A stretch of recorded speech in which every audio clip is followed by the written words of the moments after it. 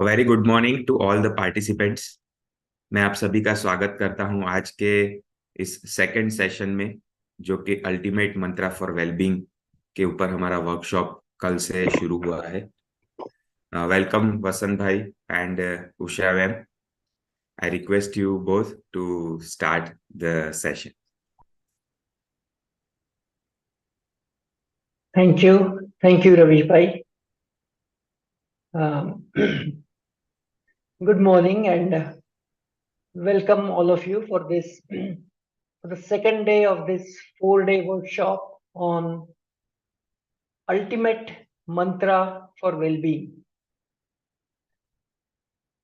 Before we dive into the second day, let me just give a quick recap of what all we did yesterday so that we are able to continue from there.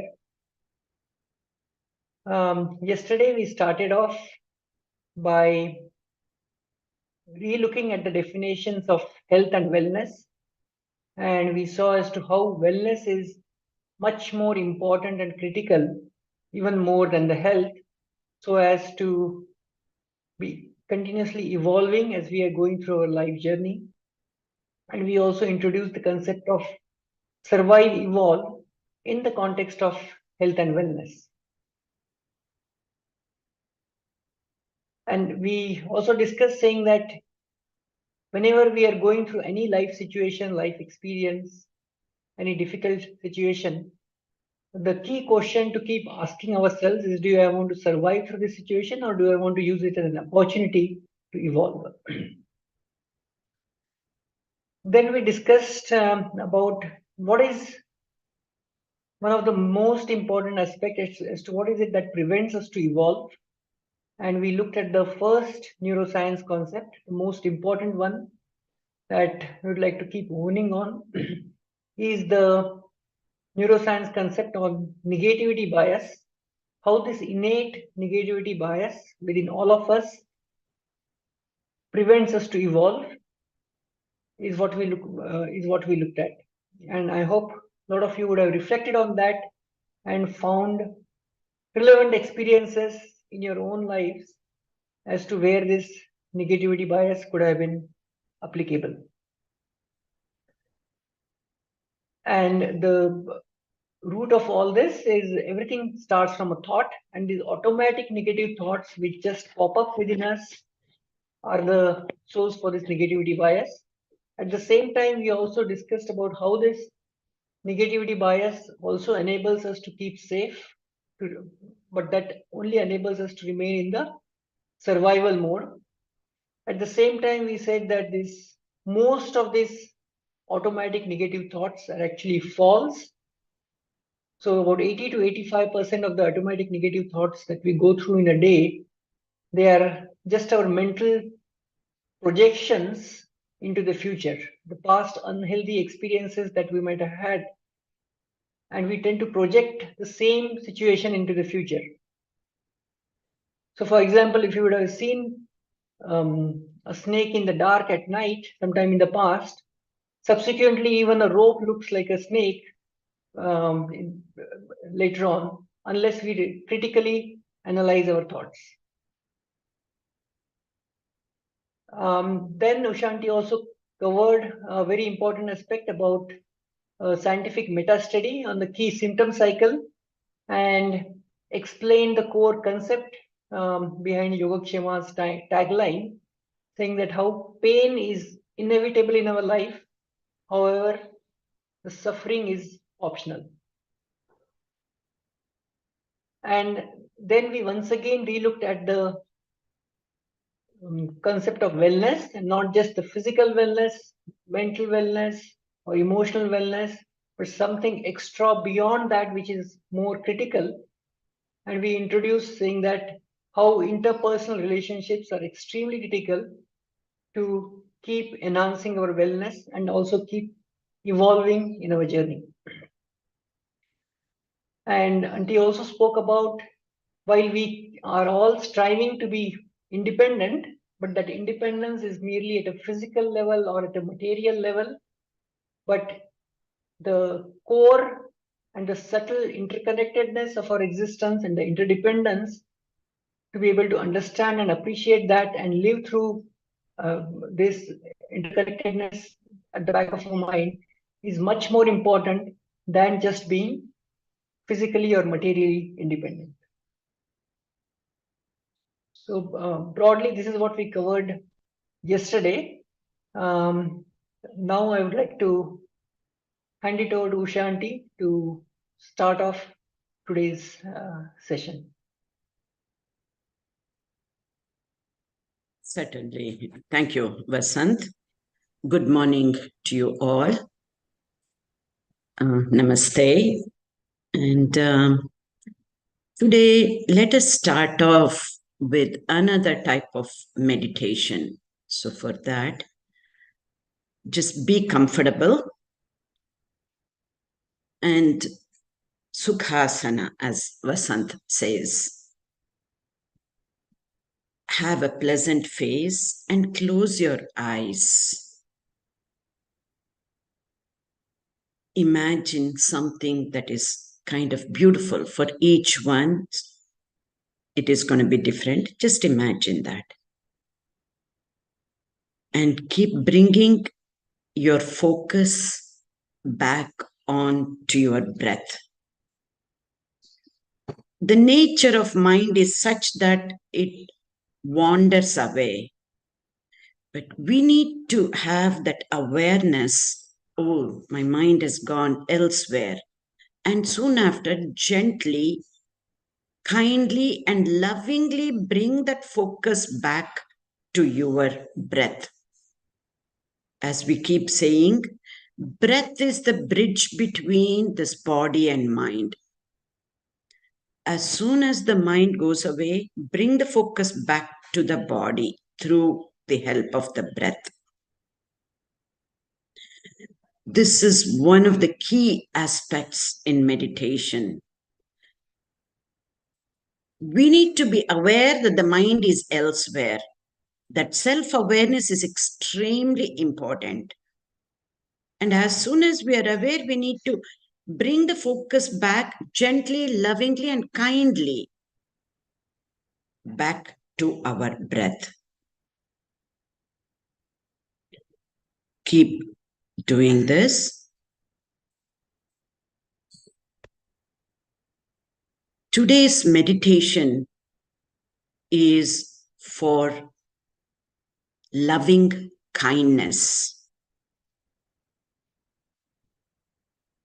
We are larger and better than we think of ourselves. We are larger and better than we think of ourselves. We truly do not understand how much goodness we have in ourselves. There is so much goodness in ourselves, we really don't understand this. And this goodness is what we call divinity from Vedantic perspective. From a scientific perspective, we will keep this as goodness. Each and every one of us has this goodness within ourselves. And today's meditation mantra is, may I be filled with loving kindness. Why? Why may I be filled with loving kindness? Without loving ourselves, it is almost impossible to love others. Also, we can only give what we have. And it is also impossible to pour from an empty cup. So, this meditation is going to be asking for ourselves, may I be filled with loving kindness? And then we will learn to direct this towards others. Keep bringing the focus on your breath.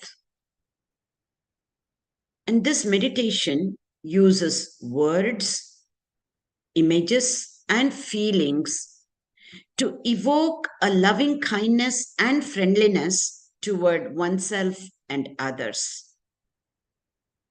With each recitation of the phrases that we're going to give you, we are expressing an intention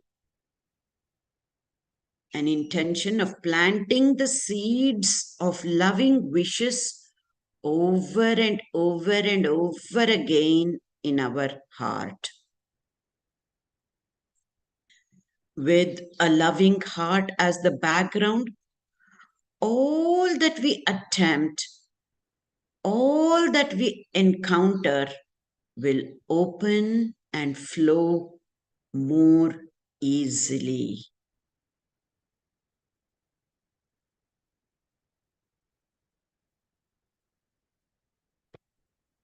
Again, find that comfortable posture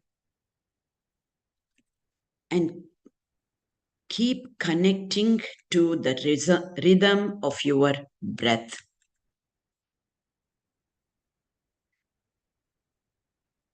Imagine that you're sitting with someone or something that who embodies loving kindness to you.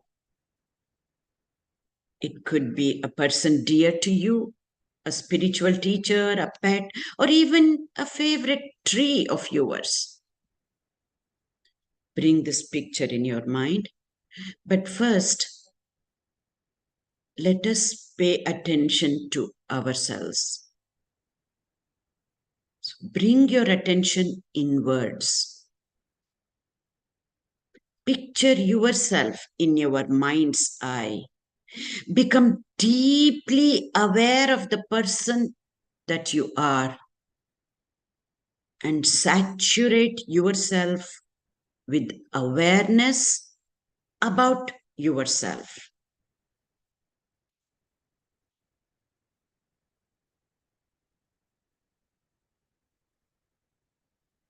I'm just going to say 3 short phrases, which are, may I be filled with loving kindness. May I be well in body and mind. May I be peaceful.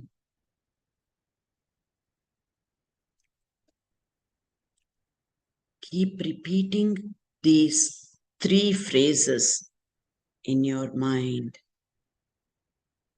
May I be filled with loving kindness. May I be well in body and mind. May I be peaceful.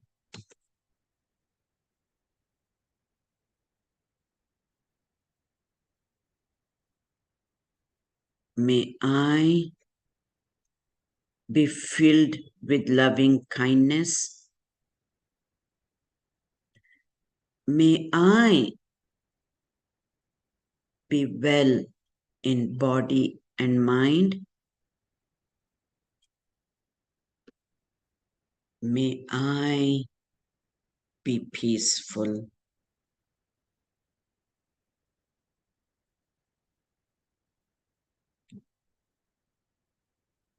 May I be filled with loving kindness. May I be well in body and mind. And may I be peaceful.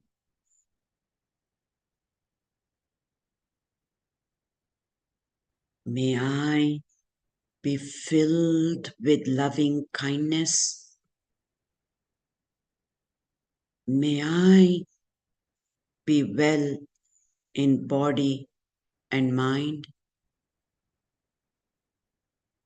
May I be peaceful.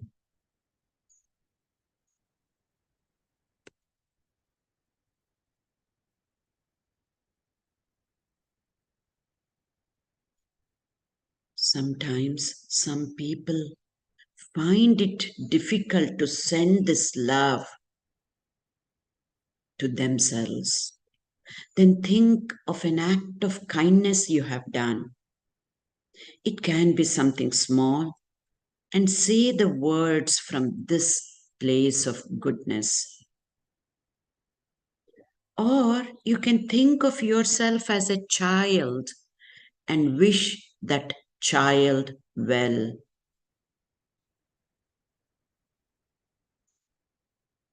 Practice this meditation for a number of weeks until the sense of loving kindness for yourself grows.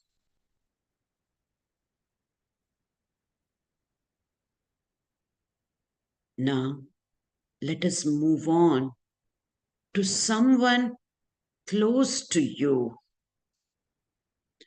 Think of someone you're close to, with whom you share your life. It could be your friend, your partner, your child, or someone you love. Picture them sitting in front of you and let that image become really rich.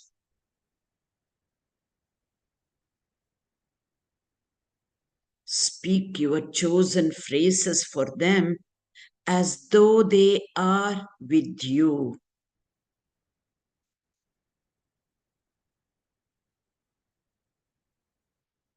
May you be filled with loving kindness. May you be well in body and mind. And may you be peaceful.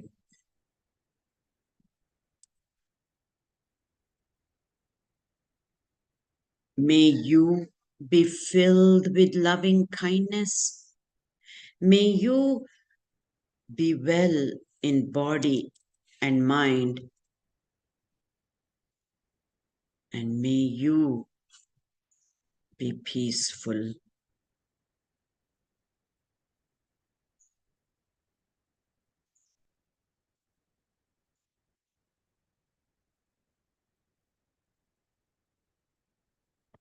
May you be filled with loving kindness. May you be well in body and mind. And may you be peaceful.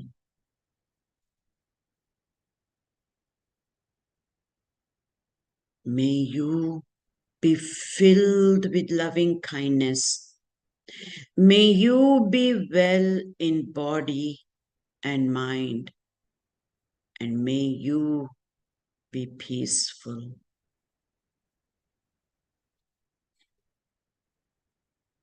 May you be filled with loving kindness. May you be well in body and mind. And may you be peaceful.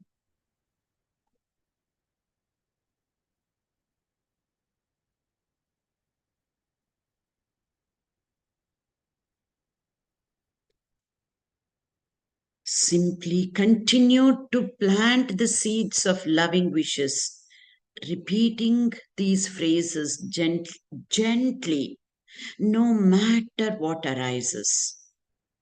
Because expressing gratitude like this is a natural form of love. When you have repeated these phrases, imagine that person standing up and walking away. Now, let's go towards someone you have negative feelings about, or a person, a difficult person in your life. In your mind's eye, picture a person you have some negative feelings or memories about. Someone you have had a disagreement with, or a long-standing grudge, or maybe a brief moment of disrespect. It could be an ex-partner, or it could be your partner, spouse, a sibling, or a colleague. This could be the most challenging thing. If the feelings are too raw or too strong, choose someone you don't know personally so well, or imagine this persona as a child.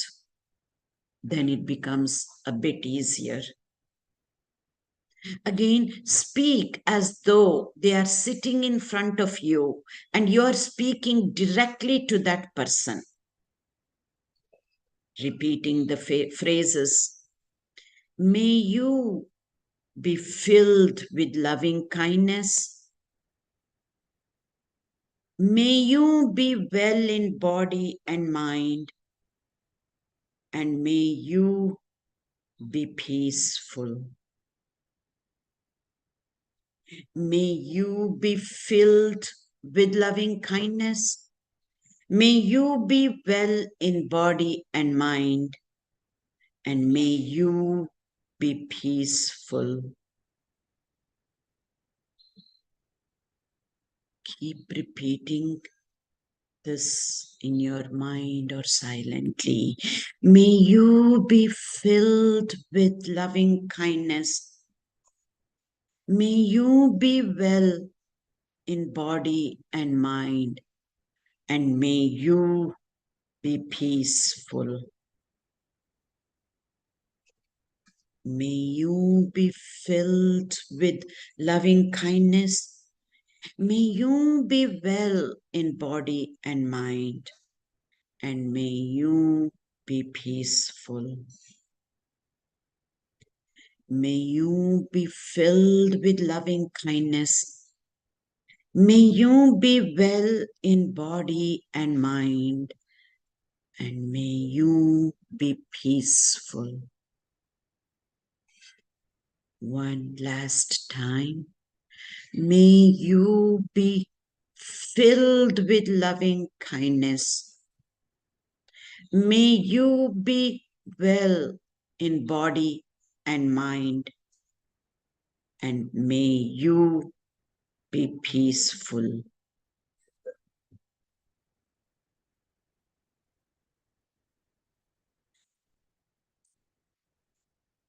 As that person stands up and walks away, just imagine this person standing up and walking away.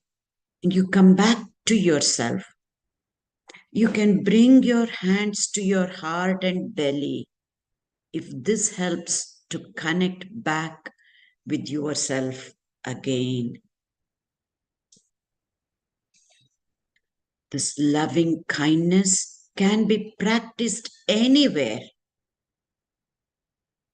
As you silently practice this meditation among people, you will come to feel a wonderful connection with them. That is the power of loving kindness. It will calm your mind and keep you connected to your heart.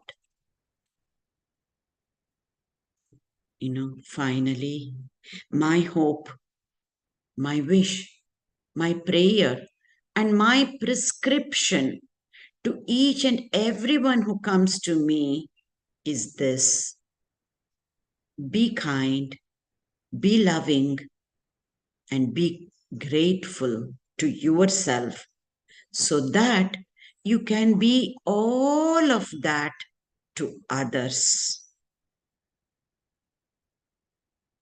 Let us all hope that this kind of prescription, that this is the kind of prescription that more and more doctors would order in the future. Now,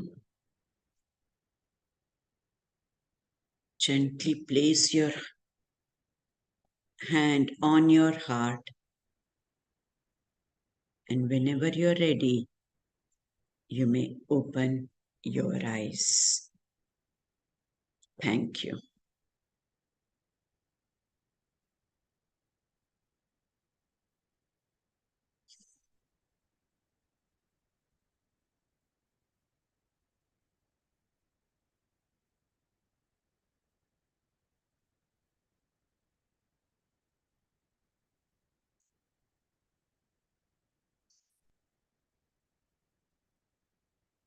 With these feelings, let us try to come back to this mundane material world and get back to learning more of neuroscience concepts. Yes, it might be scientific, but it's still, we need to be using these concepts to be wiser, to be more loving, to be more happy, and to be more peaceful. Keeping this in mind, let us start our session.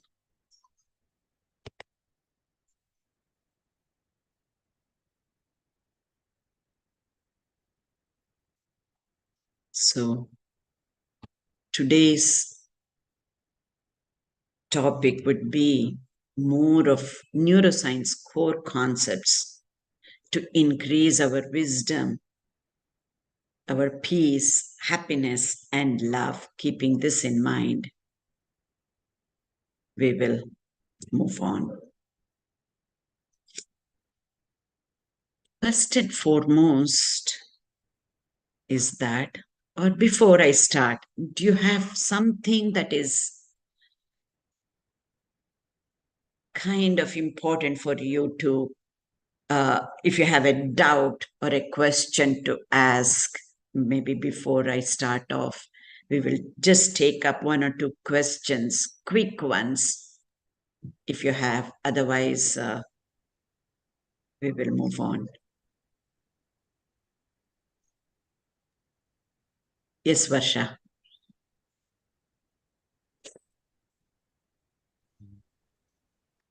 You have to Ma'am, unmute a very good yourself. morning, ma'am. Yeah, good Yes, ma'am. morning.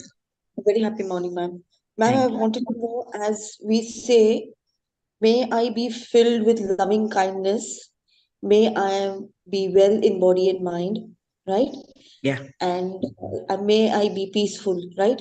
Ma'am, can we make statements as uh, I am filled with loving kindness, I am healthy in body and mind, and I am very peaceful. I'm a peaceful soul, or I am peaceful. Ma'am, can we say these statements? Absolutely, you can.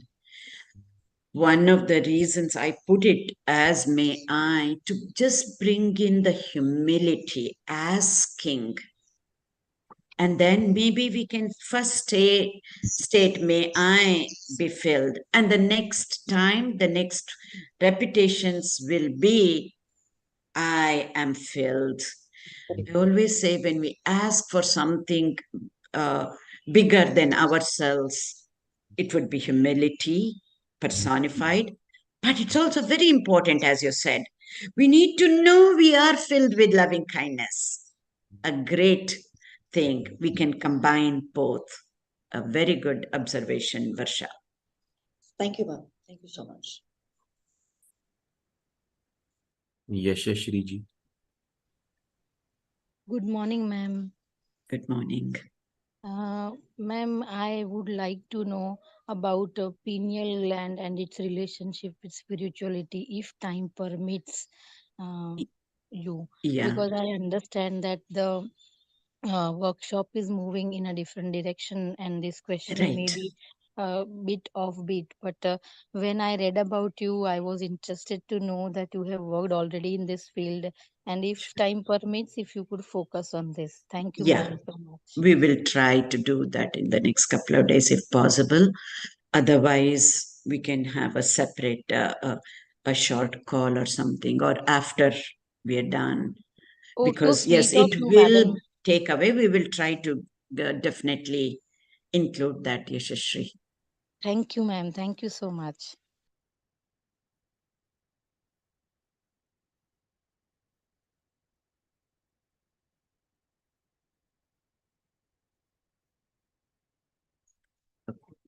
Can we move on, Ravish Bhai? Yes, ma'am. Okay. No more questions. The first core concept we need to understand is the relationship between our thoughts and our feelings. Every thought releases a chemical, and that feeds into a feeling. A feeling is formed. And when each feeling also releases a chemical, and depending on the type of chemical that is released, a similar thought is formed. Extremely important for us to understand this relationship between thought and feeling, and also to know that every thought we get and every feeling will release a chemical. So, for whatever reason, let us say we have some hurtful thoughts, it will release, let's say, negative chemicals feeding into negative feelings. Again, releasing negative chemicals, bringing back hurtful thoughts. In a similar manner, if we are grateful, grateful thoughts will release positive chemicals feeding into grateful feelings, again releasing positive chemicals to be having grateful thoughts. Extremely important for us to understand this relationship. If that is the case, then we need to learn how to feed this cycle and how to break this cycle. Because thinking creates the feeling and feeling creates the thinking. If we have positive thoughts and positive feelings, we need to know how to feed into this virtuous loop. However, at times, all of us will get into that negative mode no matter what. But we need to be able to recognize, to be aware we're getting into that negative loop. That self-awareness is extremely, extremely, extremely important. Others will know that we are negative, but not ourselves, because we will keep defending why we are feeling this way. So that self-awareness that we are getting into that negative loop is important, so that once we recognize, we need to learn how to break this vicious cycle. Also, one more thing we need to understand, that thoughts are fleeting, they come and go like that. But the feelings stay at the level of the body. So we can actually feel any negativity or positivity at the level of the body itself. This actually helps us, because for some people, thoughts are so fleeting, they are not able to catch their thoughts. But the feelings are expressed at the level of body, and especially if somebody is highly sensitive, it is much easier to catch at the level of the body or the feelings. So this is the basis for chemical imbalance that happens in all of us at times. Because as I said, even yesterday, everything begins from a thought leading to a feeling, turning into an action, or sometimes even non-action. Non-action is also an action, we might say. So how does that lead to chemical imbalance? If we are into that vicious cycle of having those negative thoughts feeding to negative feelings, this is where it may lead to sadness and depression. Anxious thoughts lead to anxiety. Anxious thoughts also lead to panic attacks. Stressful thoughts and stressful feelings lead to stress. And especially with addictions, the repetitive thoughts and actions and addictive thoughts, they become addictive. Repetitive thoughts and actions, there are different names for this. We may call it obsessive compulsive disorders, or leading especially to addictions in some cases. All of this is based on the science of, or the chemical imbalance, and the science of chemical imbalance lies in this. Understanding the relationship between our thoughts and feelings. And this is also the basis for our mind-body connection, and not just mind-body connection that we understand very easily, but also mind, body, and our behavior connection. This we don't pay too much attention. When we are feeling low, even our behaviors tend to be like that, and then we procrastinate. We try to avoid, we try to ignore. This is where understanding this relationship between thought and feeling and body and mind, we need to figure out how we can stay doing things at the behavior level. We always talk about equanimity at the level of mind. For some people, it is easier to work at the level of mind. And even what is easier than working at the level of mind for to be equanimous is to be behaving, acting, doing the right things each time and every time, is nothing but equanimity at the level of the behavior, irrespective of whether it is the difficult person in our life or it is to our loved ones. We should be feeling and hopefully acting the same way from our side. This is equanimity at the level of our actions or our behavior. This is where it involves our manas and our buddhi. What is that manas and what is that buddhi? We're going to understand. Many a times it is our manas that wins over. But we're going to learn today how do we use our buddhi to win over our manas, and which part of the brain that the buddhi comes from, which part of the brain that the manas comes from. We will get to know this. Even though there is only one mind, for all practical purposes, we're going to classify this mind into two types: the habitual mind and the willful mind. Habitual mind is also referred to many times as either the unconscious mind, the subconscious mind. I would like to call that as non-conscious mind. It is also the emotional mind, which we simply call this as manas. Whereas the willful mind, also called rational mind or the conscious mind, is nothing but this buddhi. Whenever we are in the habitual mode, we are on the autopilot mode.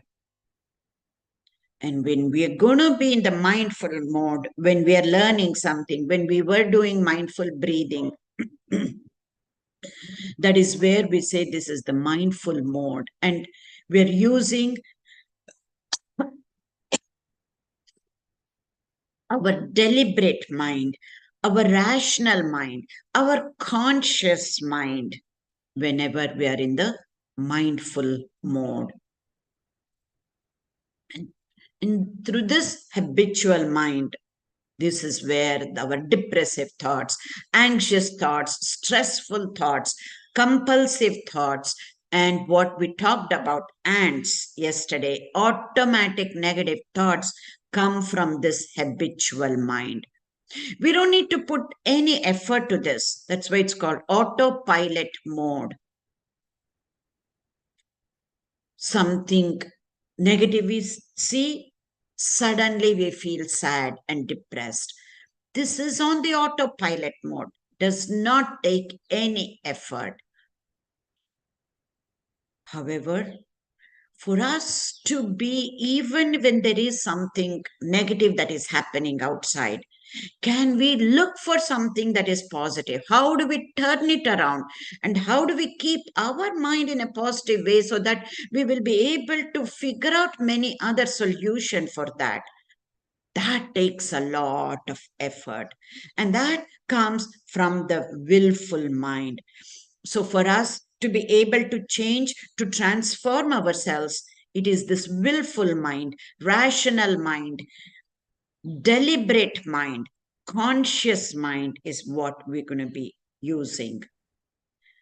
And the free will is, which is nothing but the power to choose, the willpower, the discerning power to know what is right and what is wrong, and the self awareness. All of this emanate from this willful, deliberate, conscious mind. So let us try and see how we can relate this mind to the different structure of the brain. This is the cross section of the brain, and the part that you see is what we will only use English terms, no Greek and Latin. We will divide this brain simply into two major parts, not even the right and left. That we are aware of that. But let us just call this as lower center and higher center, two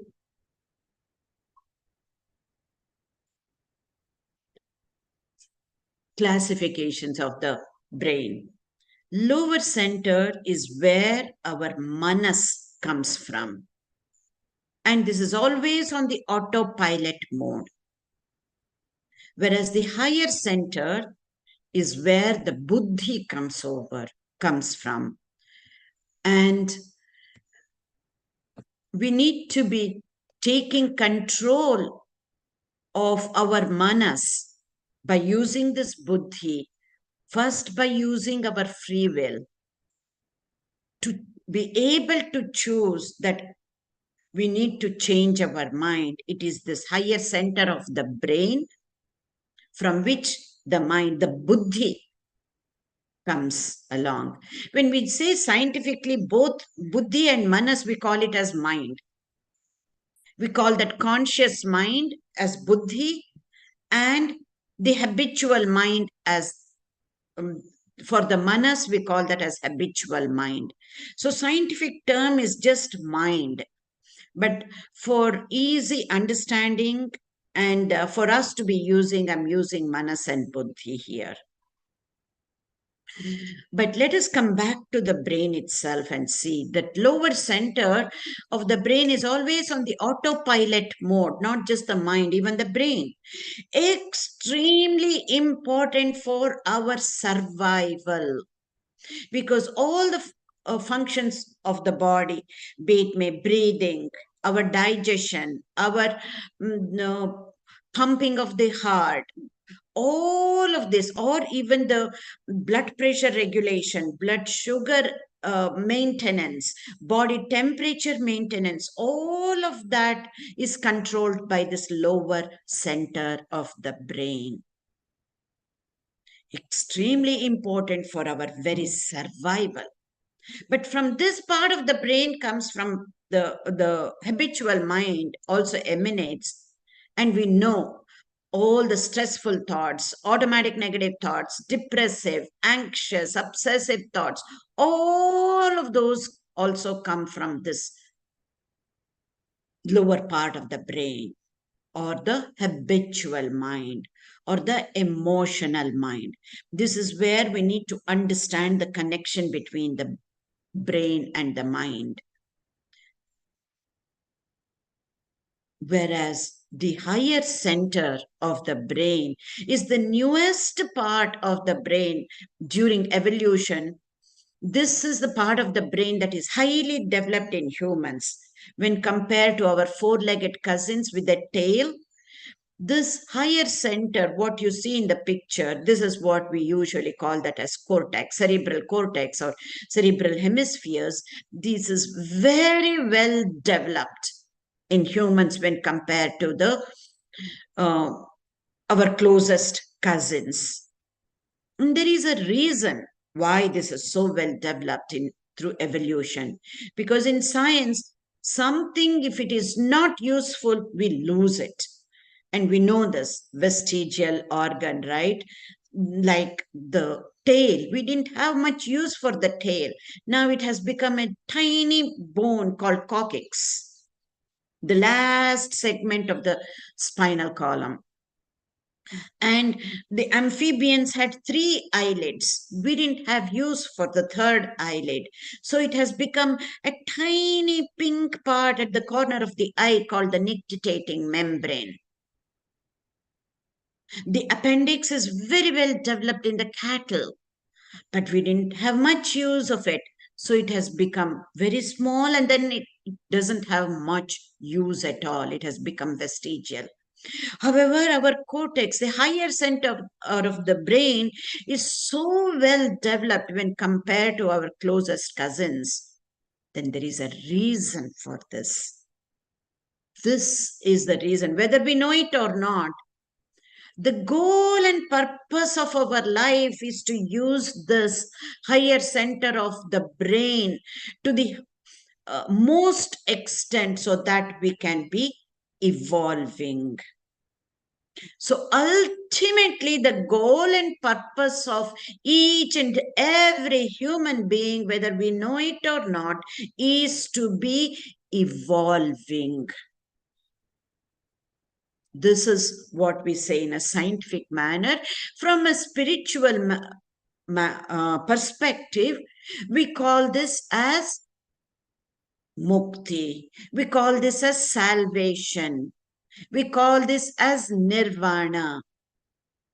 We call this as liberation. However, from a scientific perspective, we call this as evolving. So for us to be evolving, we need to be using the part of the brain that makes us very human, that is the higher center of the brain. So this slide again shows the relationship between both brain and mind.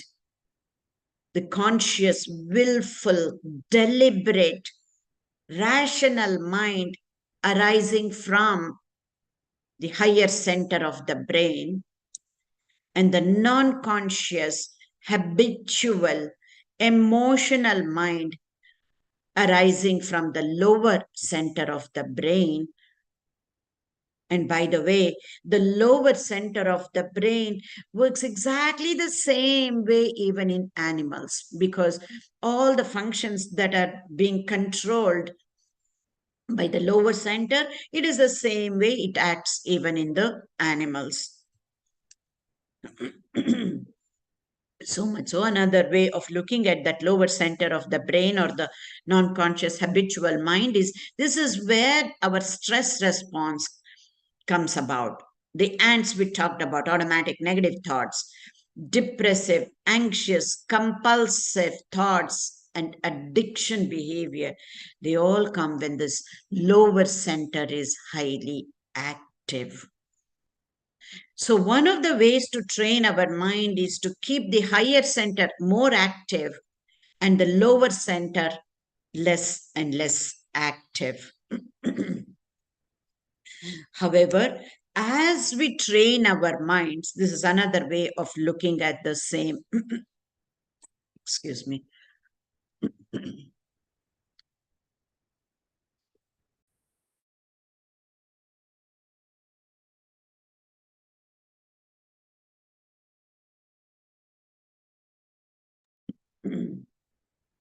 So another way of looking at this picture is when we train our minds using our conscious mind to train the emotional mind, that is where the combination of the two, when we train, this is what we actually call that as wise mind.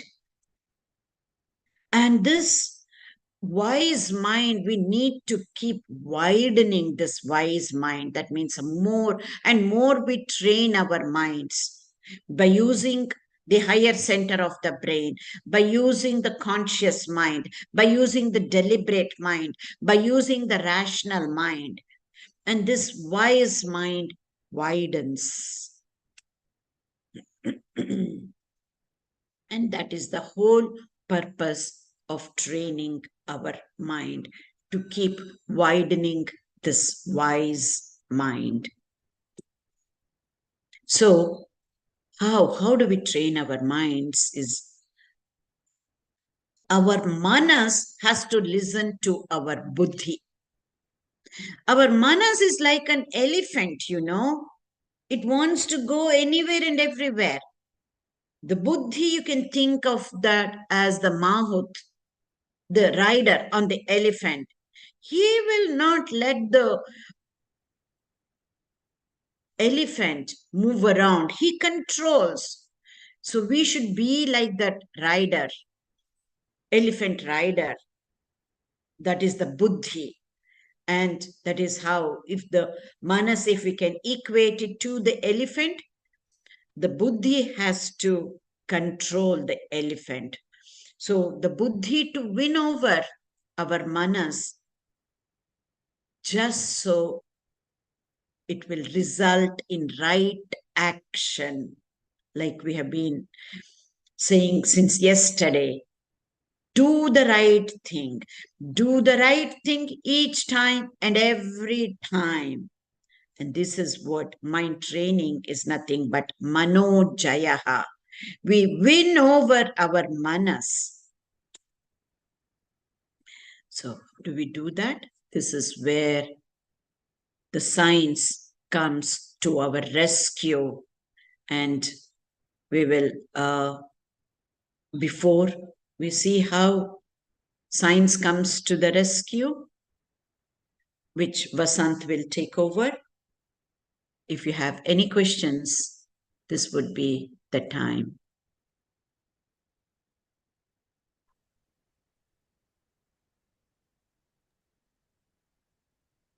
Namaskar, Ma. Yes, Darshan. Is that Darshan who raised the hand? And then we will come back to you. Yes, Go ahead, Darshan.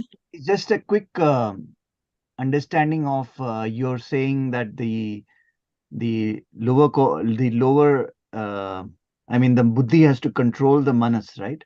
And Yeah. at some level, some scientific explanation that you were giving, you said that the manas is responsible also for, besides the automated habitual behavior, it is also responsible for things like your breathing and other activities. Not the manas, one second, Darshan. Yeah, not the manas, but manas is emanating from the lower center of the brain. One is, we can simply compare hardware and software.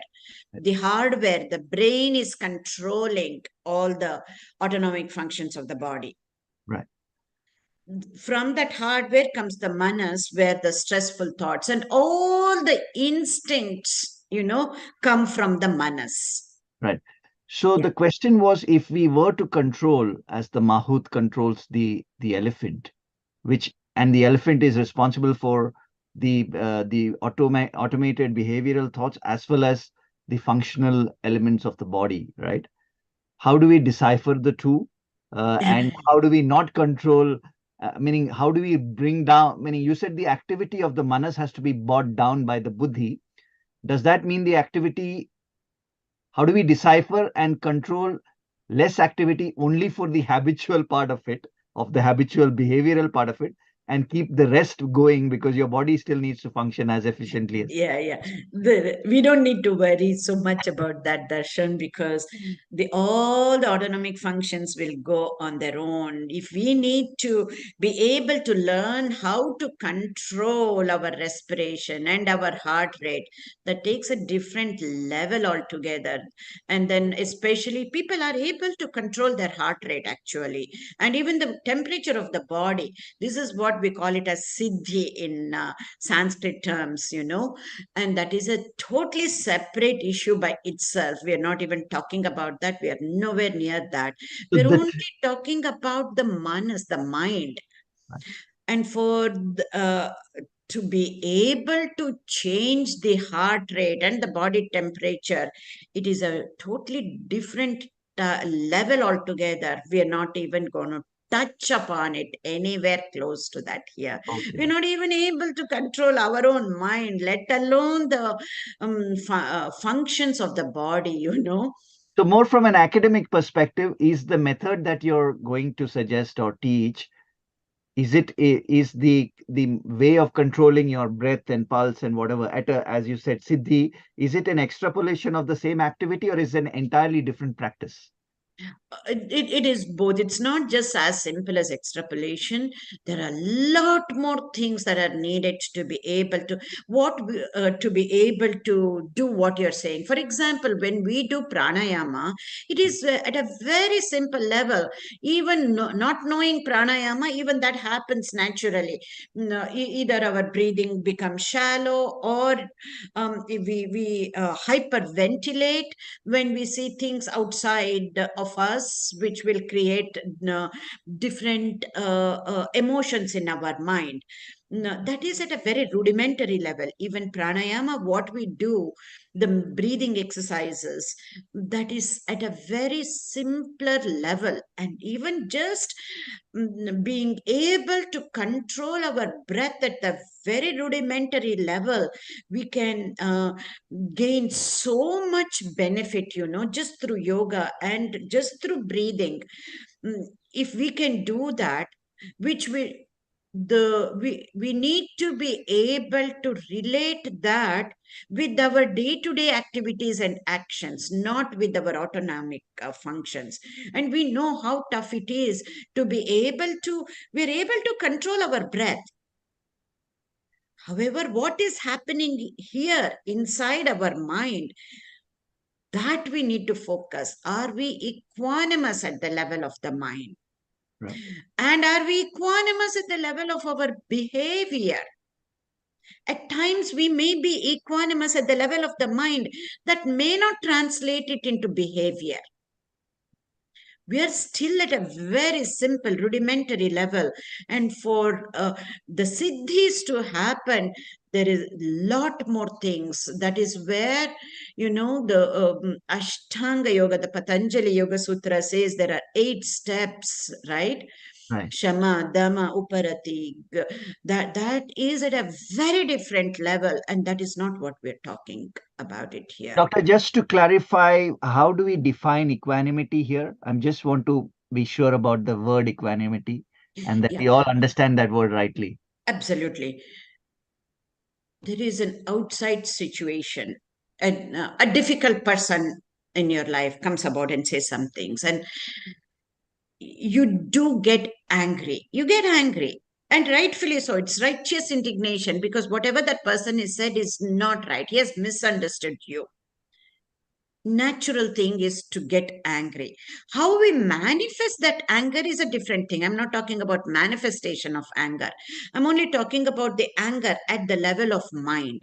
Okay, we do get angry. We realize. Yes. Either it can show at the level of our breath, or we may hold back, control that anger back, and not say anything. Yes. That in a certain way, we can just say that is controlling our mind, not necessarily equanimity. that is controlling our mind. And we may control not to show the anger, that's all. That is not what I'm talking about. Understanding that person, where he is coming from, and not feeling that anger is being equanimous.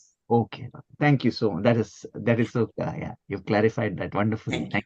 Thank you. And that is why many a times, I have a different take on this equanimity. I don't know, is that Darshan still who Yeah, asked that question? Yeah.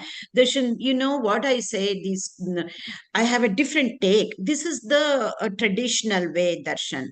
My take is, sometimes if that person, a difficult person, has misunderstood you and then says something, to cut down on the reaction time, or the reaction time, not about the emotions, the consequences of that, let us say, not reaction, consequences of that, we might show anger. Look at that word, quote unquote, show anger, just to stop the consequences of it. But at the level of the mind, you don't have anything against that person. right. For me, that is a different way of looking at equanimity. We do this all the time. If we have kids, young kids, we show that anger because that kid only knows anger, the expression of anger, and it listens because it has become a habit. Right. But we don't have anything against that kid. How can we? Because we are the ones who are bringing up that kid, a 2-year-old, 3-year-old. And in fact, this is what I usually tell people when there is a difficult person in your life. That is why, even in that instructions, meditation instruction today, this morning, we brought that up. Imagine that person, difficult person, as a child. It helps. Then it's he or she is like acting like a child, not understanding. So you have to know, if you have to raise your voice, you just have to raise your voice. If you have to fake anger, if that is the only way that person will understand, just fake it. But only you will know how equanimous you are, not even that person, not even the other people around you, but you will know how it is, not having one iota of either anger or hatred or any negative feeling towards that person. Basically, just use it as a tool to Absolutely. kind of Yeah. mediate that moment.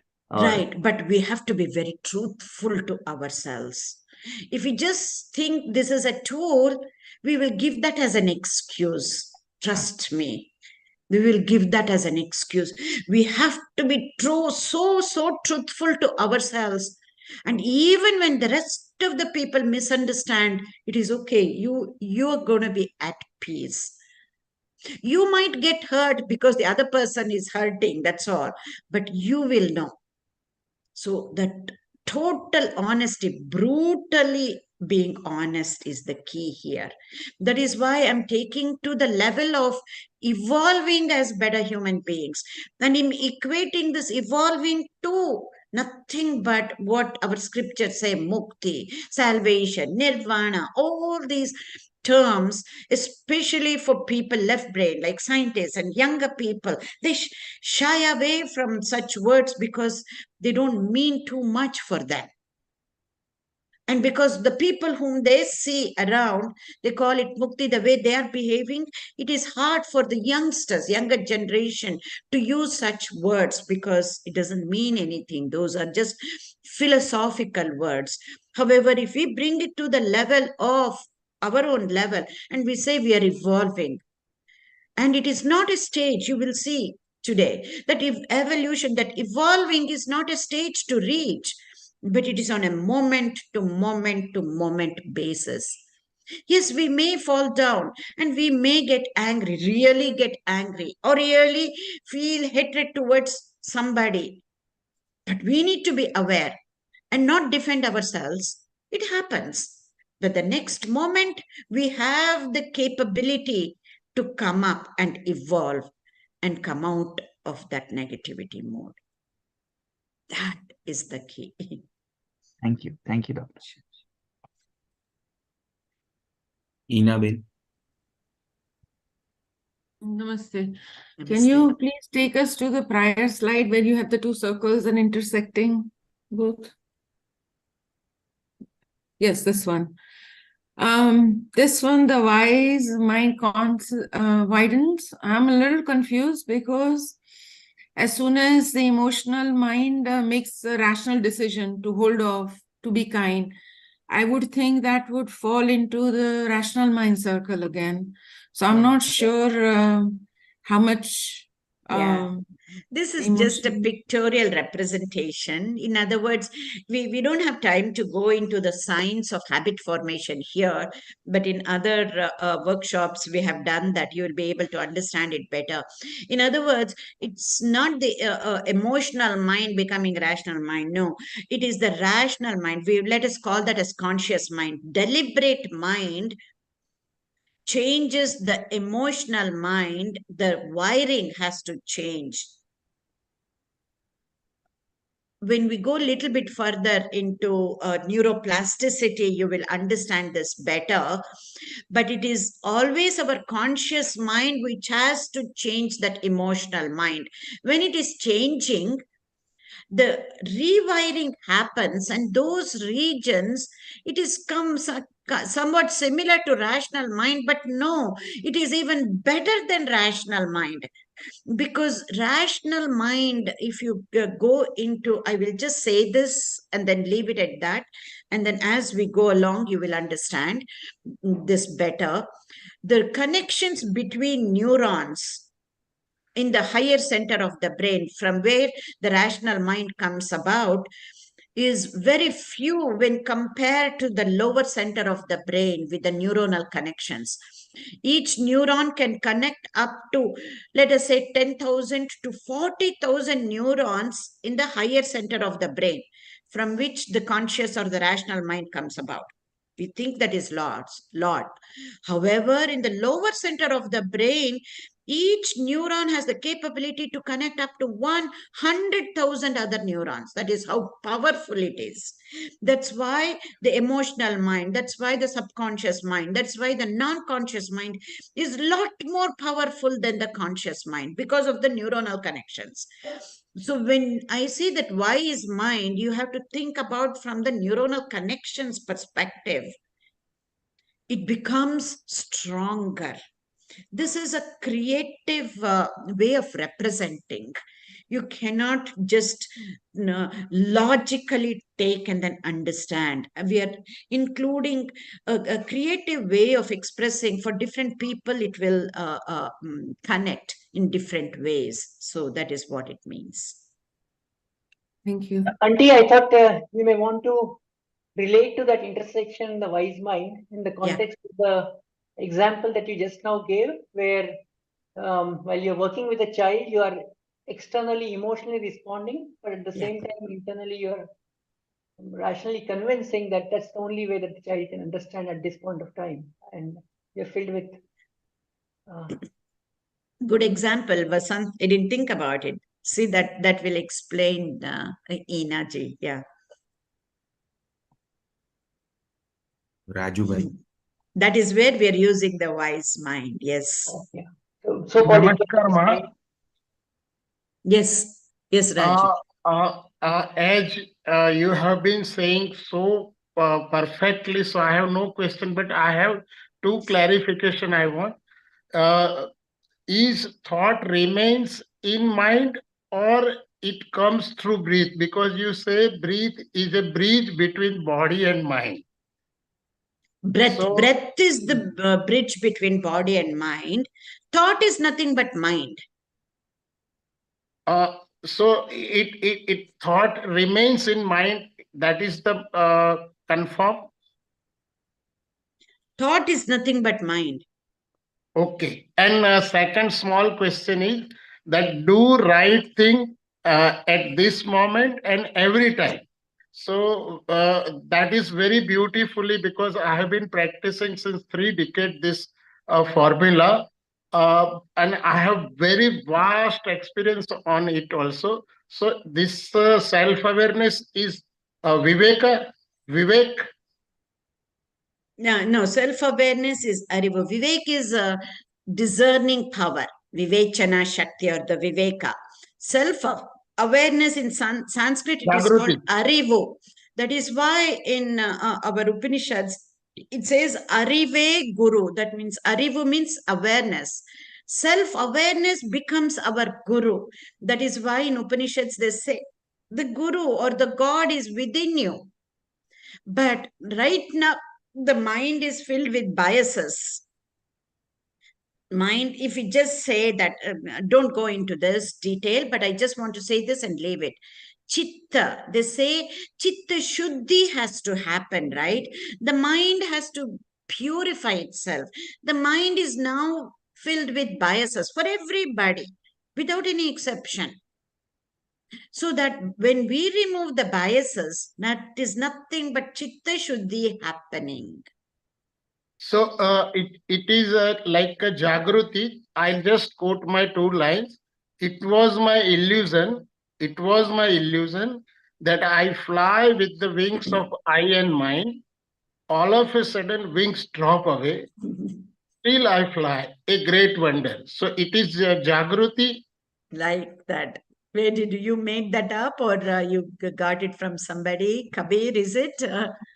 No, this is I because I am a walker. Great. I it flash in my life, and I sat first with Swami Chinmayananji in Yeah, 1984, and he blessed me that keep on walking on this path, you will be blessed.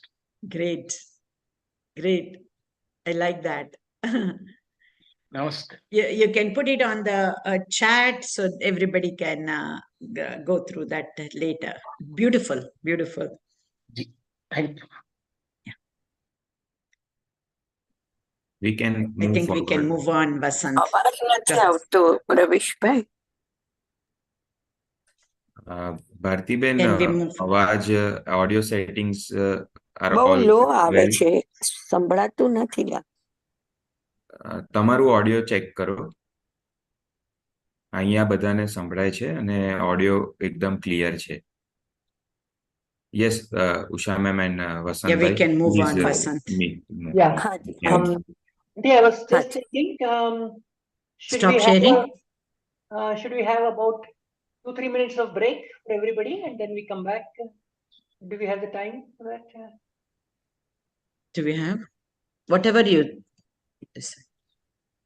Yeah. Sure, Vasantji. We can take a break Okay. of 5 minutes and we'll continue at 7:50. Sure. Okay.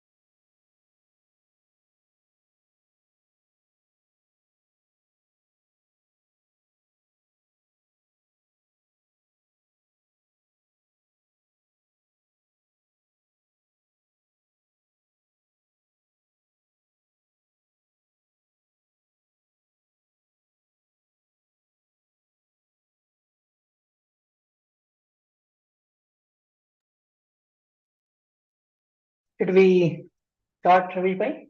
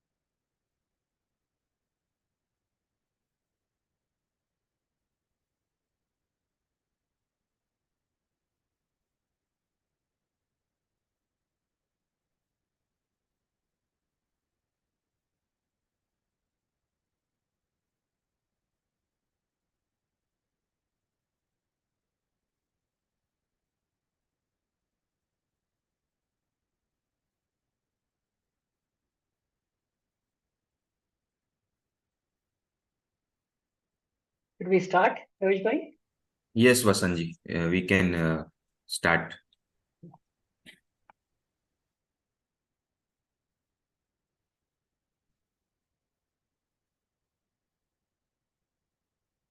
Okay.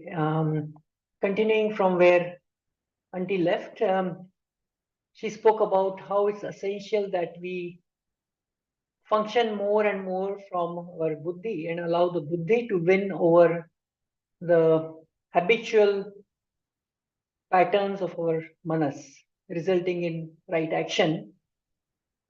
Now, over here, from a neuroscience point of view, it is science which is coming to our rescue and also sort of able to say the same thing that our scriptures have been saying. And we see a very, very beautiful confluence between science and spirituality over here. Thanks to the developments that have happened in neuroscience in last 2 to 3 decades, and also more so thanks to the challenge that Dalai Lama had given about 3 decades back to the Western neuroscientists. The history of the last 2 to 3 decades of the developments in neuroscience is extremely fascinating. Just to go back till about 3 decades back, the Western neuroscientists were looking at brain and mind as two different entities altogether. And they were equating this brain and mind in the context of hardware and software, saying that brain is nothing but the hardware and the mind is the software. So there was no way that the software can change the hardware. That was the assumption with which the neuroscientists, and that's what was available to the neuroscientists at that point of time. But it is about 3 decades back, the great visionary Dalai Lama the Fourth actually challenged the Western neuroscientists, saying that whatever scriptures say, that Buddhist scriptures say, is that if we can change our thought patterns, if we can change our mind, it is possible to even change the structure and the functions of the brain.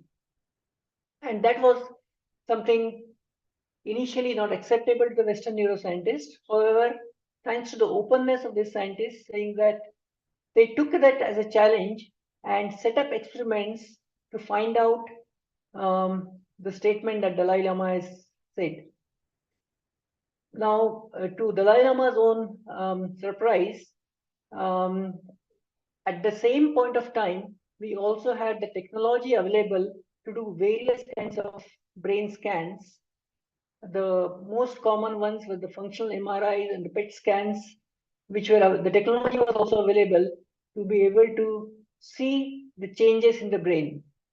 To enable these experiments, Dalai Lama sent several of his Buddhist monks into the various labs, and their brains were scanned both during meditation, before meditation, after meditation, for a long period of time, and compared with non-meditators. And interestingly, what was found to the neuroscientists, said that even the neuronal connections within the brain, the anatomy of the brain also can change with the help of when they scan these brains for between the control group and the normal lay people who were not meditating. When these experiments were done, that is the time the neuroscientists began to accept, saying that yes, it is possible to change the structure and the functions of the brain through a conscious, willful, various meditative techniques or the meditative procedures. And this, in a sense, gave rise to a new term called as neuroplasticity, where the very functions of the brain can change. And this change is through a phenomena called as neuroplasticity.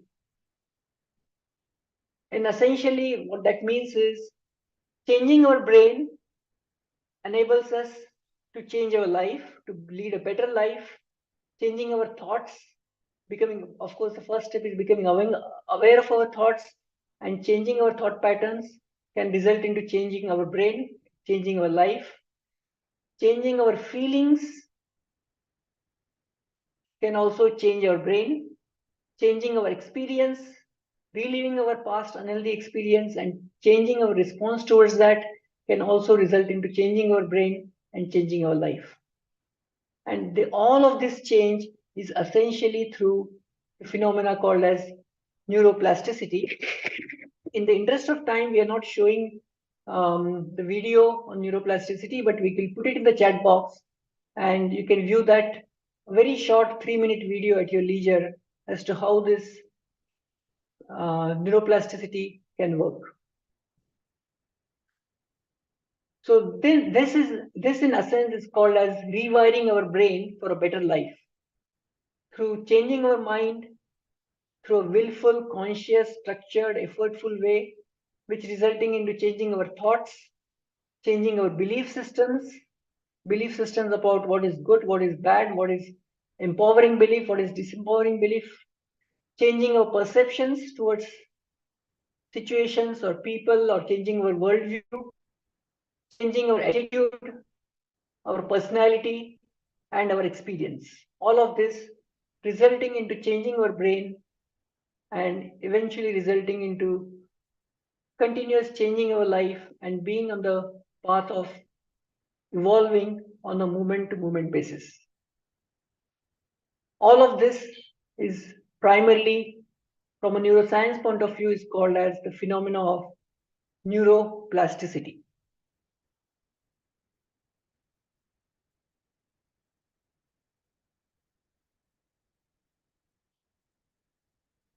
So, Auntie, you may want to continue from here.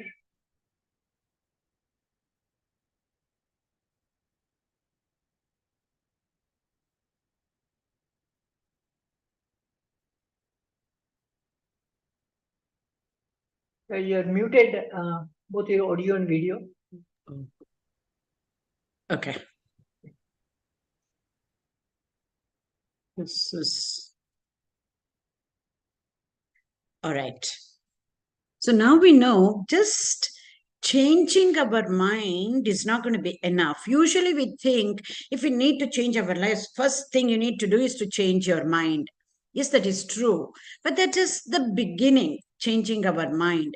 The changing our mind should result in the change in the very structure and function of the brain. Until and unless the brain, the hardware changes, our life will not change. Otherwise, it is very similar to what we do during the New Year resolution, right?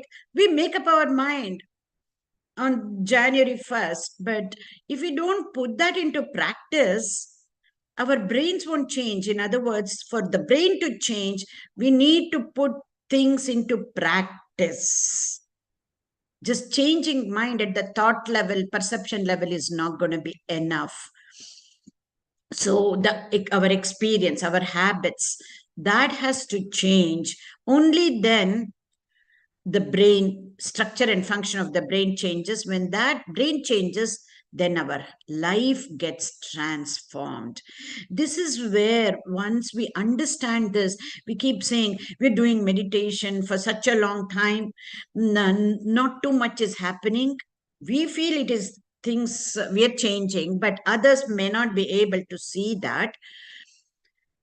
Literally, when we put things to practice, for example, we did the loving kindness meditation. Just doing the meditation, thinking kindly about somebody is not going to do it. We need to treat somebody kindly. We need to treat somebody in a loving way.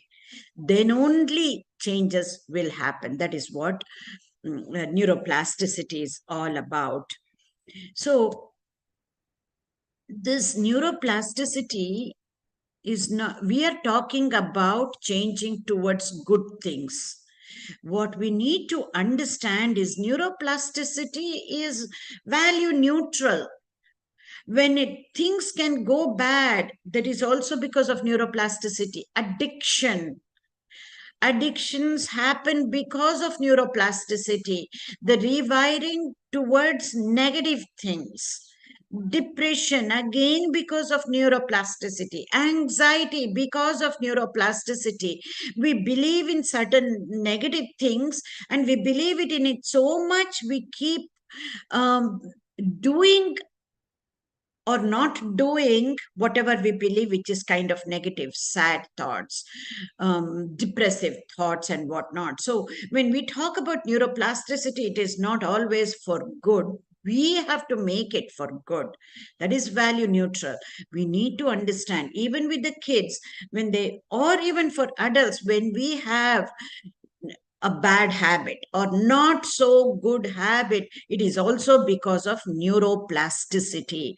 Earlier we used to say, oh, nothing can happen. There is an adage in Kannada, I will say that and then translate it into English, and I know there is something similar in each and every Indian language. ಹುಟ್ಟು ಗುಣ ಸುಟ್ಟರೂ ಬಿಡುವುದಿಲ್ಲ. That means whatever we are born with, certain qualities, we are going to die with those qualities. Is the, in other words, in English, from cradle to graveyard. Which means people used to believe, our forefathers used to believe, if somebody is short tempered, if they are born with that short temperedness because of the genes that you have inherited from your ancestors, you're going to be like that forever. But now science is proving no, it is possible for anybody to change anything if they make up their mind and if they put that effort is extremely important. We need to understand how this neuroplasticity works, and we need to work for the betterment of us at an individual level and for the betterment of the society. So, now how do we put that into practice in a creative manner to understand how do we put the concept of neuroplasticity into practice? This is where the concept of neurosculpting comes about. And for that, why do we need to understand this neurosculpting concept? Only then can we get rid of our animal instincts, animal nature, which all of us have, so that we can bring about the human nature that is within us. And we're doing it, we don't realize. For example, I said the lower center of the brain, that is where all the instincts come from. The hunger, sleep, all of these are instincts, and we have won over those instincts. What does an animal do? If it is hungry, it is going to go kill another animal and eat, right?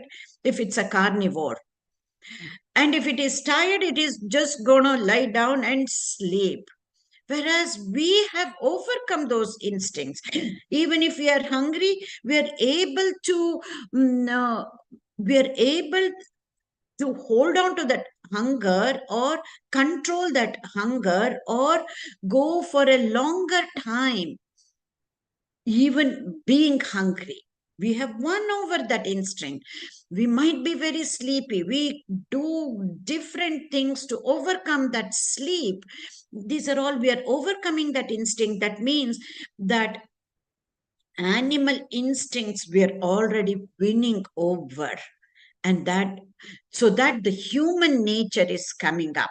However, the human nature is mixed up with biases, because just like what Rajuju said, me and mine will take over. That means we are quite self-centered and selfish. I'm not again making any value judgments here. For us to understand, all of us are born selfish. um, Selfish here, we're talking about taking care of our own needs, right? A child is very selfish. It wants its needs met all that time, you know.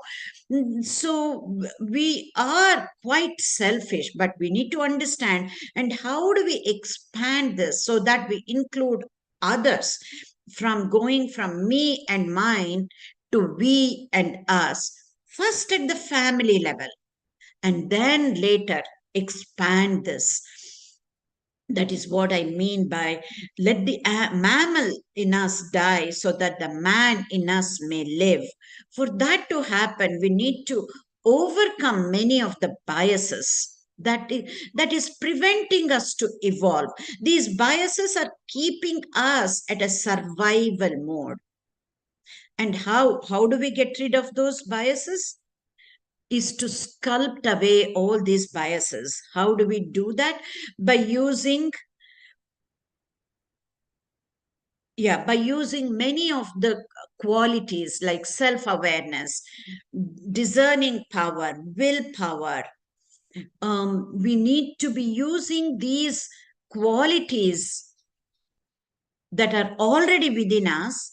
These qualities or functions are of the higher brain function or the conscious mind qualities. We need to be using that, and to remove away, chip away all our limitations. This actually, it is easier to understand if we compare ourselves to a sculptor. What does a sculptor do? He does not bring in anything from outside to create a sculpture. He removes what it is not to make a sculpture, right? For example, if somebody is making, let us say, an Anjaneya, Hanumanji, you and I, we will just see a boulder or a marble, piece of marble, a big boulder of marble. But a sculptor sees where that Anjaneya or Hanumanji is within that boulder of marble. And he takes away the stone that is not Hanumanji. That is the nature of sculpting out. In a similar manner, using these qualities of self-awareness, discerning power and willpower, and the free will, the power to choose, we take away, chip away all our limitations so that we can fulfill our own potential. What are those limitations? These limitations are nothing but negativity bias, or talking about the scriptural angle. This is nothing but what we call it as in Sanskrit arishad varga, that is kama, krodha, lobha, moha, mada, matsarya, or lust, pride, attachment, greed, anger, and jealousy. And many of the other biases, teeny tiny ones. We say, I don't want to do this. We know we should be doing something good. We still put away, procrastinate, all those things. Ants, in other words, automatic negative thoughts, right? And they turn into afflictive emotions, because that hurts us, that pulls us down, that makes us not to evolve, that keeps us in the survival mode, is what we need to chip away. This concept is called neurosculpting. And why do we need to chip away these afflictive emotions, these negative thoughts? And because they're way too strong, and they last long, and they're out of place. as Rajuji was saying, we need to keep practicing doing the right thing each time and every time, not once in a while, not doing the right thing for our loved ones, for me and mine, me and my family, or for myself. But as our mind expands, as our buddhi expands, as the wise mind widens, then we're going to be doing the right thing each time and every time for everybody, irrespective of how they are with us. This is nothing but emotional hygiene. And these afflictive emotions is what prevents us to be evolving. So these afflictive thoughts and emotions need to be converted into healing thoughts and emotions. And that is why the initial meditation today was about loving kindness, because first we need to be kind to ourselves, because when our self-awareness increases, we are aware when we said certain things or thought about not so good things about another person. That is where it needs to be converted to healing thoughts and emotions. And this is the way to be evolving. So first, we need to have all of this we are talking about based on the interpersonal relationships, right? For us to be really well, to improve our well-being, that we need to have meaningful and purposeful relationships. And that we can have when we use our potential to the fullest extent. And we have the cerebral capacity, because whether we know it or not, we have so many neurons. Neurons are one type of brain cell, and there are many other types of brain cells. And as scientists, we are beginning to understand the function of other types of brain cells, like the supporting cells like glial, astroglial cells, and whatnot. But even if we just take the neuron population, just one type of brain cell, neurons, we have so many of these neurons. Again, go back and remember what I just said about science. There is a reason for this many number of neurons. And also think about the connections of neurons, how they communicate. Each neuron can communicate up to 40,000 or 100,000 other neurons, depending on the region of the brain. So the number of neurons that we have shows us that we have this cerebral capacity to evolve. And just to give you an idea how much potential that we have, if we start counting each neuron, and let us say it takes about 1 second to count each neuron, literally it will take about 3,100 years to count all the neurons that an adult brain has. And the kid's neonate brain has even more than the adult neurons. So there is a reason for these many number of neurons, and these neurons have to communicate with each other the right way. The intent has to be pure. It has to be purposeful and meaningful. And let that purpose and meaning and intent for all of us, which is common, is to be evolving as better human beings. So another way, simplistic way to look at this is, you be good. That we know, most of the times we are good. And just being good is not enough. You also do good to others. And again, just doing good is not going to be enough, but also keep seeing good in others. Sometimes I see we can be doing good, but seeing good in others is even more difficult. Start seeing good in that difficult person in your life. And that is where you can take a huge quantum leap to be evolving. You're going to be seeing this phrase many more times. I've said this. When we change the way we look at things, the things we look at will change, right? What does that mean? Again, our mantra for well-being is about interpersonal relationships.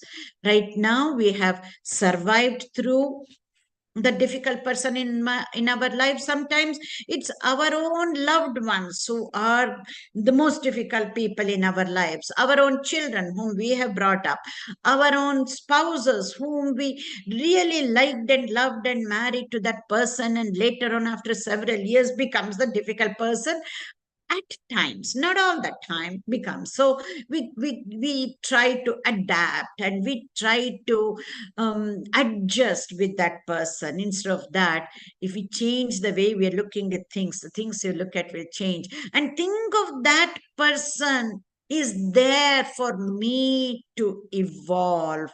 So just that change in perception. Right now, we are with that person, putting up with that person, adapting, adjusting. That is still in the survival mode. And then once we take this as an opportunity, then we're going to be evolving. That is the change in attitude. So for that, self-awareness is very much needed. And that evolution, I don't know if you're able to see the top part. I cannot see on my screen. No, I cannot. What it says, the title, evolve on a moment to moment basis. This evolving of ours is on a moment to moment basis and not a stage to reach. And it's a choice. We need to choose to evolve. It cannot happen in an automatic manner like it happened in the evolution of animals. It was for survival. The evolution of animals up to the human stage was for survival. For us to evolve is not for survival, for sure, because whether we evolve into better human beings or not, we will still survive. But this evolution has to be by choice, and we need to put in a lot of effort. And until and unless we make the path itself as the goal, or the destination as our, or the journey as our destination, we won't be able to enjoy this process of evolution. So each and every step as we are evolving, if we can enjoy the process, that is where it becomes, the journey itself becomes destination. So again, why are we here? We are here to understand ourselves and to change our mind. Just so the way we need to change our mind, so that the brain structure and function will change, so that our life changes. And we are not here to understand and go and change somebody else's behavior. So all of this is nothing but self-discovery. And I think as Plato says, self-discovery is the beginning of all wisdom. For that, for us to implement this, this prayer is extremely going to be helpful. What you call a serenity prayer. It says, grant me the serenity to accept the things I cannot change. Grant me the courage to change the things I can, and the wisdom to know the difference. This is such a scientific prayer, I say. If we put this into practice every day, that is the way to go about. So with this, I think we have a little bit more evidence before we conclude. I think we should go with the scientific evidence, Vasant, before we take up the questions like yesterday, if it is okay. Yes, we can go ahead with that.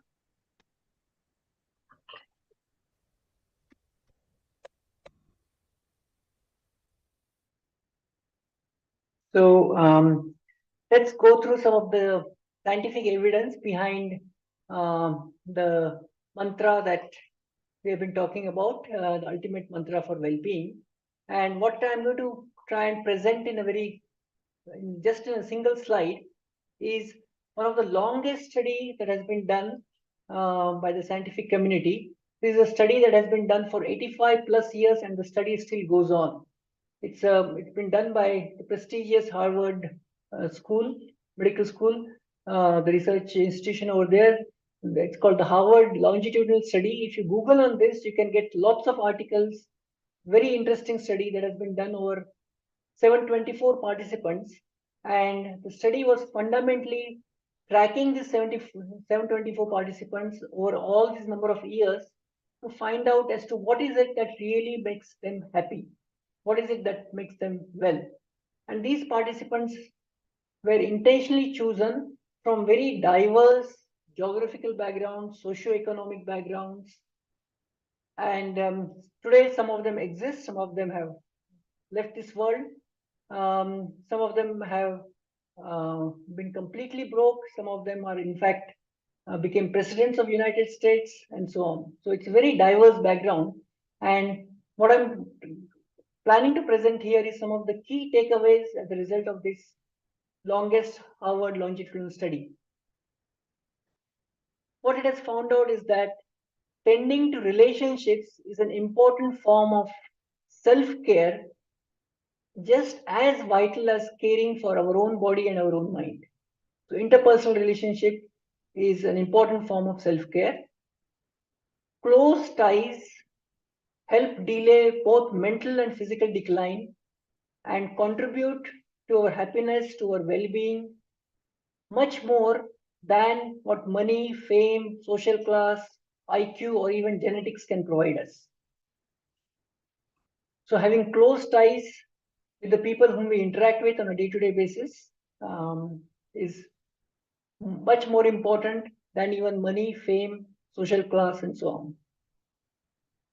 Relationship satisfaction is indeed a good indicator of how people will grow old than their any middle-age health issues. For example, cholesterol level is what has been put here as an example.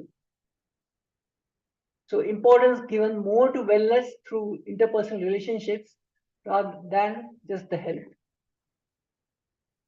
It has been also found that people with a strong sense of community benefit have been better with regards to their own memory function.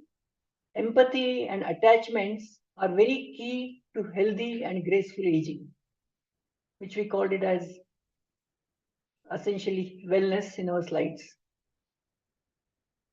And they also found that people who are lonely they have a very great negative influence on health, and it can be even as powerful as smoking or alcoholism. At the bottom, there's a YouTube link. I'll also post it on the chat box.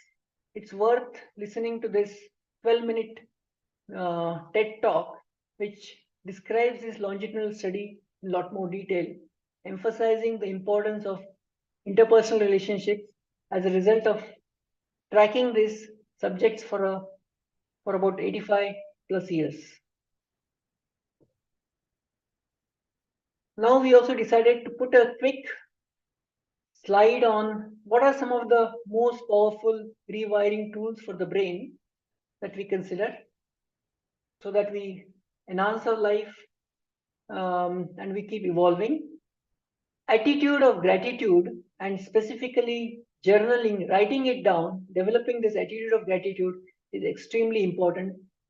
Otherwise, what I found is a lot of things on a day-to-day basis, we just take it for granted, which could be the people around us, or which could be even the food that we have, the shelter that we have in front of us, on our head.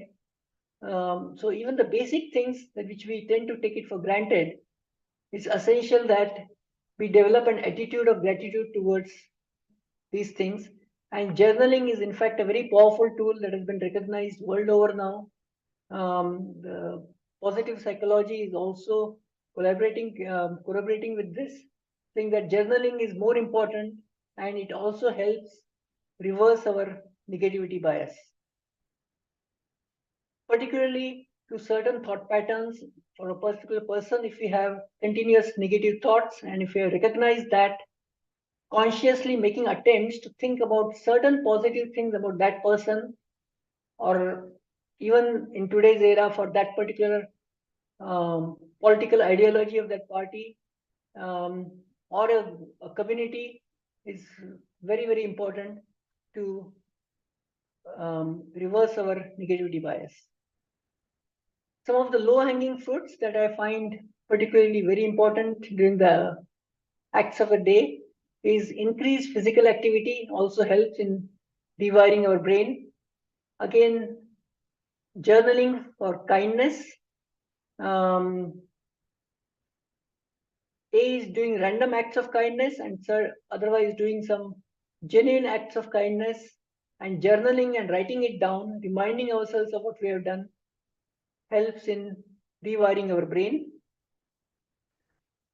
Now, the medical community has also acknowledged some of these various mind-body medicine interventions as equally effective to enhance our well-being. Activities like yoga, meditation, or Tai Chi, or even fine motor activities like art or painting, drawing, or including music, all of them have been found to help us to enhance our wellness.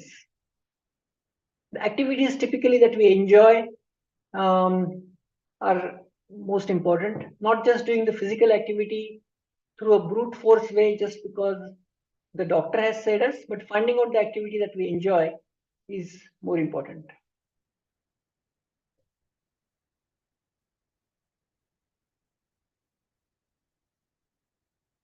Okay, Auntie, now you can take over for concluded section before we take the Q&A.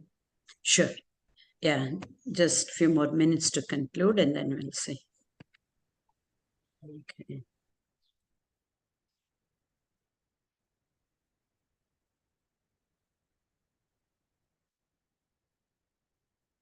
Yeah,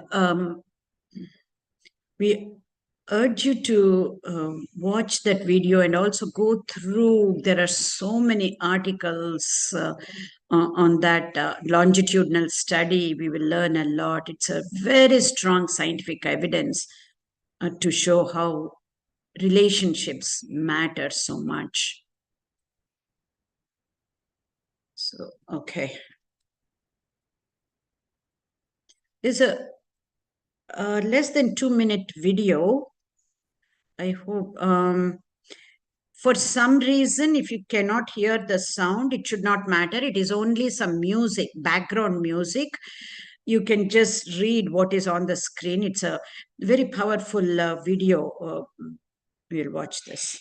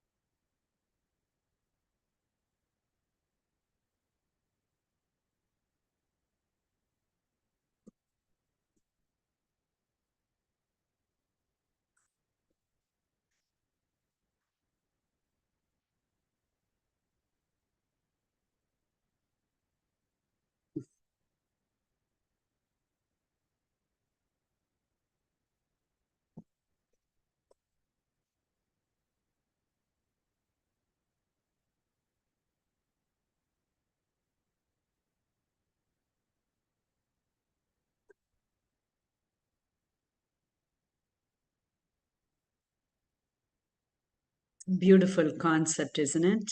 It's just less than a month, couple of weeks back, I came back from South Africa, and that concept Ubuntu is again an African concept.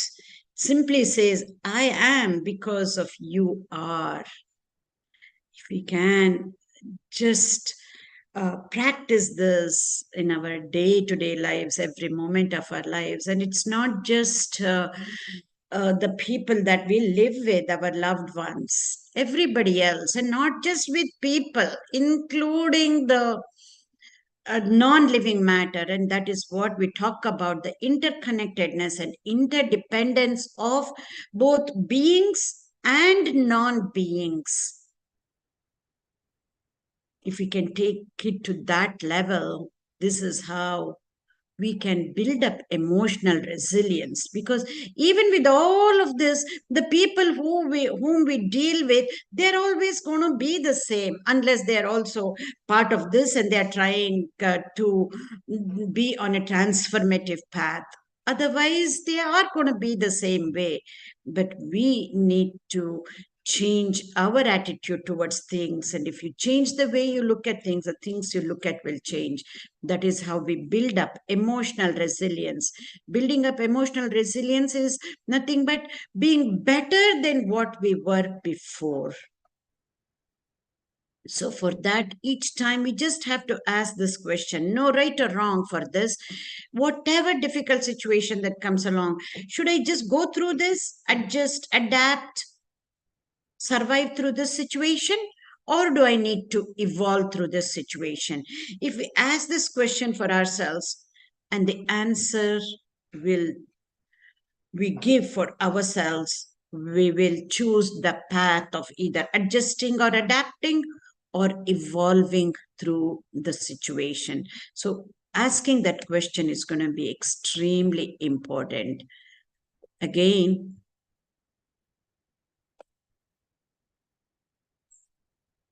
this Swamiji, he was the 13th president of Ramakrishna Math and Mission, Ramakrishna Order. His name was Ranganathanandaji. He was the cultural ambassador for, I don't know, 80 some countries during his tenure as the monk of Ramakrishna Order. He's no longer there, and he says it is so practical, and if we keep this in view, it will be so easy for us to maintain and to keep our wellness, improving our wellness more and more. He says, are you growing spiritually? And we can make it into evolving in the scientific way. Are you evolving? Can you love others? Can you feel oneness with others? Have you peace within yourself? And do you radiate it around you? This is called spiritual growth. This, I will add, is called evolution of humans, which is stimulated by meditation inwardly and by work done in a spirit of service outwardly. We can keep this in the back of our mind, and we gave something to ponder about yesterday. Along with that, you can ponder on this statement, and we will take up the statement of yesterday's. We left for you to ponder about why do we keep repeating the patterns. We will learn about it tomorrow through the help of a story. So I leave with this mantra or affirmation with you. May every moment of our lives and the life of others around us be one of wisdom, inner peace, and happiness, leading to love. Thank you.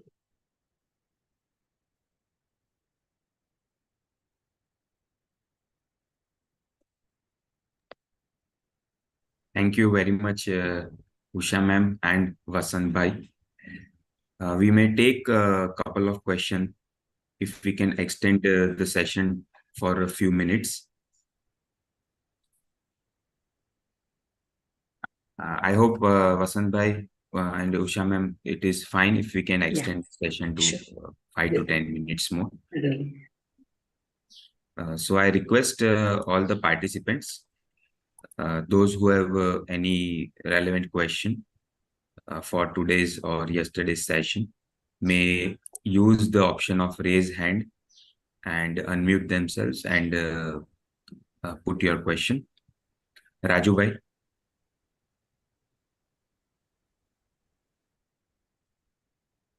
Namaskar. Just I want to confirm that is mind individual mind or there is only universal mind? It's a big question. There are different theories. People say there is only one mind, universal mind, cosmic mind, and whatnot. But for our purposes, that is still, it's a philosophical level. Nobody can prove any of that. It's a philosophical question.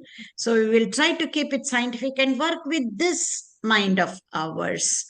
But it is certainly possible to tap into something bigger and greater than this puny little mind of ours, but it has immense potential. So we can make this individual mind connect with the larger mind and then work things around. It's a philosophical question. And there are different theories. Philosophy means we have many different theories. That is one of the theories what you talked about. When there was a very big session, international session, Yoga Beyond Meditation at Dalhousie, conducted by Vimla Tai. This sentence was given for us for pondering. That time she said that there is a universal mind and we must be part of that universal mind. So we function more divine and more spiritual to the world and self. Yes, absolutely. I understand. But what I'm saying is it's a philosophical concept right now, not as a such a scientific concept. That is why I also believe in that, but I'm not trying to bring that in from a scientific perspective, is what I'm saying. We can do wonders if we can believe in that and then work towards that. Finally, hopefully, even if it's at a philosophical level, scientists can agree to the no, there are so many theories, the theories that will help not just for themselves but for the betterment of society and humanity. That is the way to go. Absolutely. Thank you.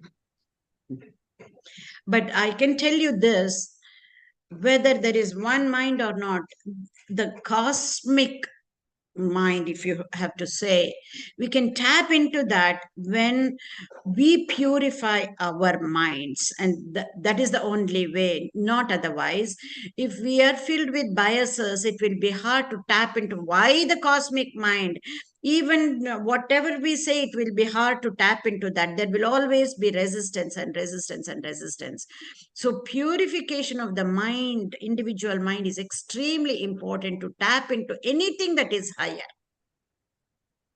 It is very, I am very grateful because it is said Vasudev Kutumbakam. Exactly. But I agree 1000% with you that it is individually we have to put 100% in action.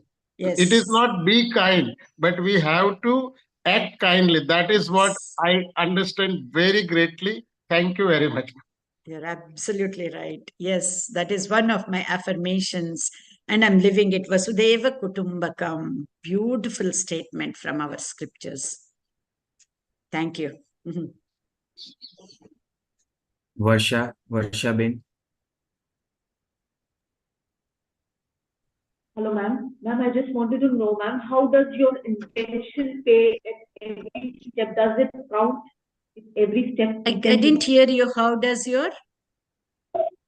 Ma'am, does your intentions count at every step? Yeah. We have to, how does it work at every step? Is that what you said? Our intention? Yeah. We need, intention is just, go ahead. Ma'am, like for any thought that comes, any thought that comes, your intention is the first thing that pays you, right? Whatever you intend, you have to have good intentions for everything you do, say, for others as well as yourself, for everything. The thing is, even behind the thought is the intention. We need to purify our intention first, and for the intention to act upon it, we have to make that as a goal.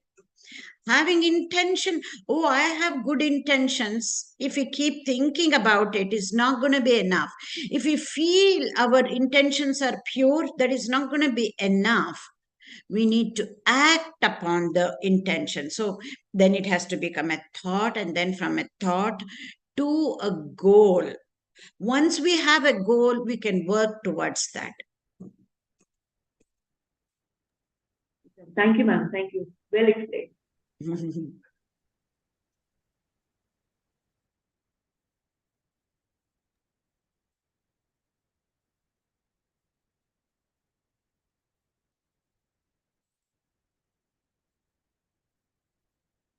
Anyone would like to ask any question? If there are no questions, we can wrap up today's session. Okay. I think Vasantji and Usha ma'am, there are no more questions. So we'll wrap up today's session. And once again, thank you very much for such a wonderful, lovely session. And thank you to all the participants also. We will meet tomorrow and continue with the third day of this workshop. Sure. Thank you. Thank you. Thank you, Vasant. Thank you.